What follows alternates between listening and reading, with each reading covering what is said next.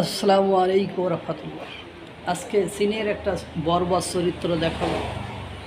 এই বর্বর চরিত্র তারা বর্বরচিত কর্মকাণ্ডগুলো তারা চীনের উইঘুরের মুসলমানদের সাথে করে।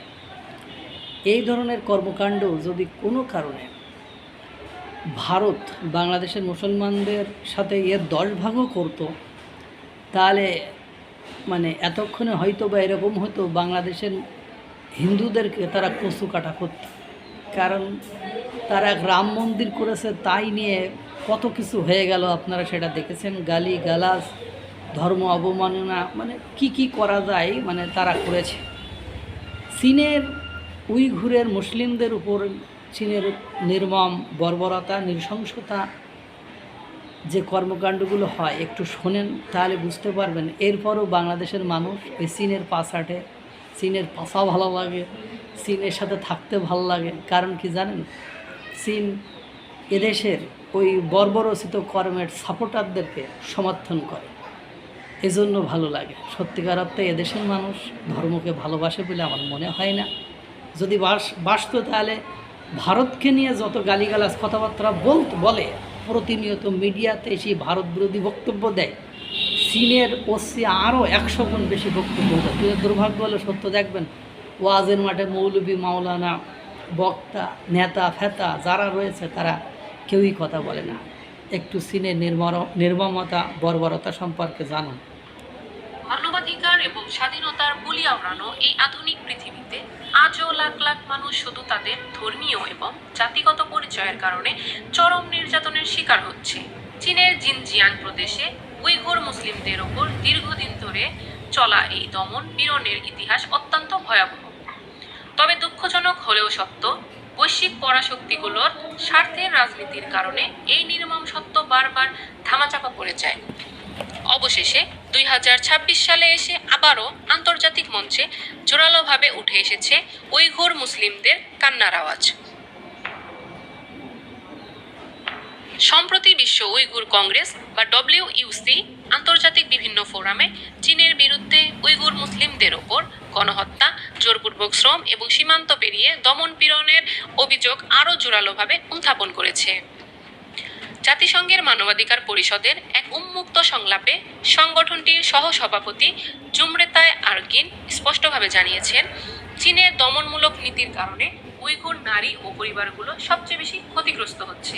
কোনো বিচার ছাড়াই বছরের পর বছর আটকে রাখা, পরিবারের সদস্যদের একে অপরের থেকে আলাদা করা এবং সীমান্ত পেরিয়ে ভয়ভীতি দেখানোর কারণে অনেক মা তাদের সন্তানদের থেকে চিরতরে বিচ্ছিন্ন হয়ে পড়েছেন।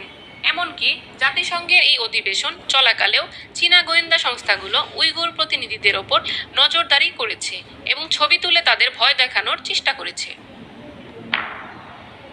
এদিকে উইঘুর হিউম্যান রাইটস প্রজেক্টের একটি নতুন প্রতিবেদনে চাঞ্চল্যকর তথ্য উঠে এসেছে। উইঘুর মুসলিমদের দিয়ে জোরপূর্বক শ্রম করিয়ে যেসব পণ্য তৈরি করা হচ্ছে, নজরদারির দুর্বলতার কারণে অস্ট্রেলিয়া ও জাপানের মতো দেশগুলো তা এখনো অবাধে আমদানি করছে।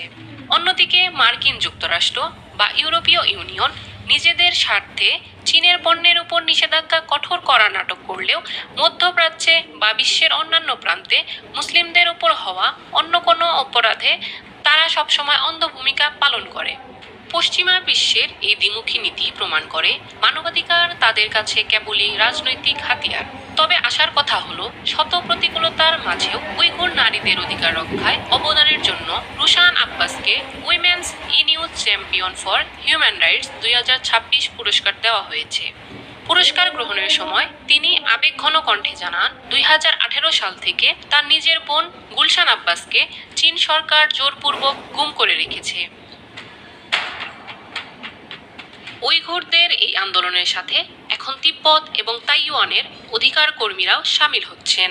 চীন দীর্ঘদিন ধরেই জিনজিয়াং অঞ্চলের মুসলিম জনগোষ্ঠীর ধর্মীয় স্বাধীনতা কেড়ে নিয়েছে, তাদের মসজিদ ধ্বংস করেছে এবং ইসলামিক সংস্কৃতিকে মুছে ফেলার চেষ্টা চালাচ্ছে। এটি কোনো বিচ্ছিন্ন ঘটনা নয়, বরং বছরের পর বছর ধরে চলা একটি পদ্ধতিগত জাতিগত নিপীড়ন। পরাশক্তিগুলোর ভূ রাজনৈতিক লড়াইয়ের মাঝে উইঘুর মুসলিমদের এই দুঃখজনক পরিণতি নিয়ে আপনার মতামত কি? চীন সরকারের আগ্রাসন কি বন্ধ হবে? এখন দেখেন, এই যে নির্যাতন নিপীড়নের কথা বলল, এই নির্যাতন নিপীড়ন ভারত যদি করতো, ভারতে মুসলমানদের সংখ্যা দিনকে দিন কমে যেত। কিন্তু আমরা দেখেছি ভারতে মুসলমানদের সংখ্যা দিনকে দিন বেড়ে যাচ্ছে। কোনো আন্তর্জাতিক সংস্থা, এই যে জাতিসংঘে যে উইঘুরের লোকেরা আপনার চীনা সরকারের বিরুদ্ধে অভিযোগ দায়ের করে এবং আটকে রেখে কীভাবে হুমকি ধামকি দেয়, সত্যটা যাতে প্রচার না করে। কিন্তু দিন শেষে যে দেখেন আমরা শুধু ভারতকেই গালি দেই, ভারতকে এ করবো ও করবো, ভারত মুসলমানদের এ করছে ও করছে। কিন্তু দুর্ভাগ্য হলো সত্য যে এই চীনের সাথে যাদেরই সম্পর্ক ভালো, তারা মুসলিম নির্যাতনের একদম অন্যতম একটা কারিগর বলা যেতে পারে। তারা যেমন পাকিস্তান আপনারা দেখেন, যেমন ইরানকে আপনারা দেখেন। সুতরাং আমরা নিজেদের ক্ষতি নিজেরাই করেছি, এর খেসারত একসময় আমাদেরকে দিতে হবে। আল্লাহ তাআলা সকলকে ভালো রাখুক, সুস্থ রাখুক। আসসালামু আলাইকুম ওয়া রাহমাতুল্লাহ।